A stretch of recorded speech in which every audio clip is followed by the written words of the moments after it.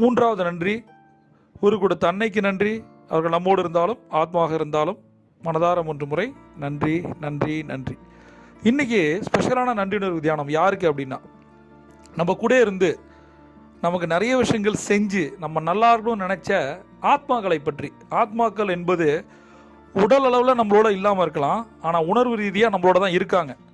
எந்த ஒரு விஷயங்கள் வந்தாலும் நெகட்டிவ் நடந்தாலும் கூட நான் நினச்சிக்கிறது பர்சனலாக என்ன தெரியுமா, நம்ம கூட தான் அவங்க இருக்காங்க. நமக்கு மனசுக்கு பிடிச்சவங்க நம்மளை விட்டு போயிருந்தாலும் அவங்க எங்கேயும் போல நம்ம கூட தான் இருக்காங்க. அந்த மாதிரியான ஆத்மாக்களுக்கு நம்ம நன்றி சொல்லணும். ஊர் பேரை போட்டு அவர் யார் அவங்க யாருன்னு போட்டு 3 முறை வாழ்க வளமுடன் வாழ்க வளமுடன் வாழ்க வளமுடன் மனதார அவங்கள நினச்சி நம்ம பண்ணுற காரியம் மிகப்பெரிய சக்ஸஸை கொடுக்கும். அடுத்தது நம்ம பணக்கட்டளைகளை பார்க்க போகிறோம்.